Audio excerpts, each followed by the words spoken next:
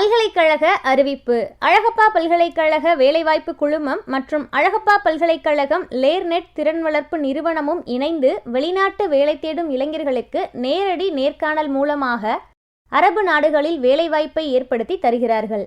இதற்கான வேலைவாய்ப்பு முகாம் 27/9/2021 திங்கட்கிழமை காலை 10 மணி முதல் 3 மணி வரை காரைக்குடியில் அழகப்பா மேலாண்மை நிறுவன வளாகத்தில் கிளையண்ட் இன்டர்வியூ நடைபெற இருக்கிறது.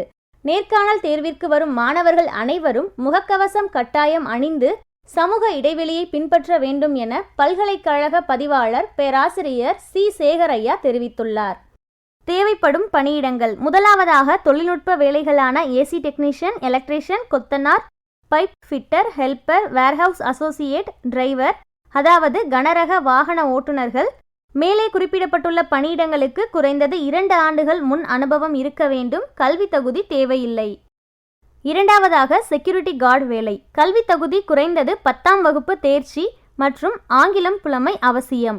உயரம் குறைந்தது 173 சென்டிமீட்டர். மேலே குறிப்பிடப்பட்டுள்ள அனைத்து பணியிடங்களுக்கும் உச்ச வயது வரம்பு 39. மூன்றாவதாக டெலிசெல்லர் ஆபீசர் வேலை.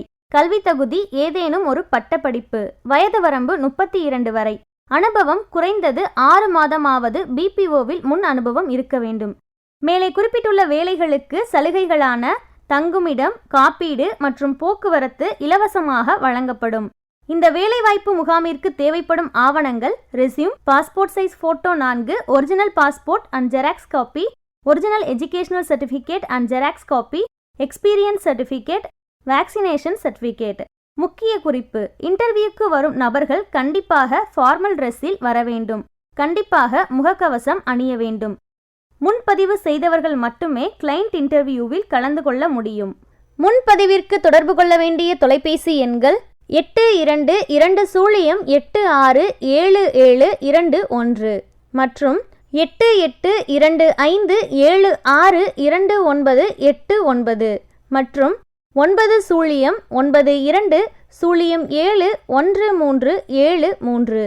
இந்த அரிய வாய்ப்பினை தகுதியுள்ள அனைவரும் பயன்படுத்தி வெற்றி பெறுமாறு ஒருங்கிணைப்பாளர் டாக்டர் ஆ. மொராஜி மற்றும் துணை ஒருங்கிணைப்பாளர் டாக்டர் எஸ். கோபால்சாமி அவர்கள் தெரிவிக்கின்றார்கள்.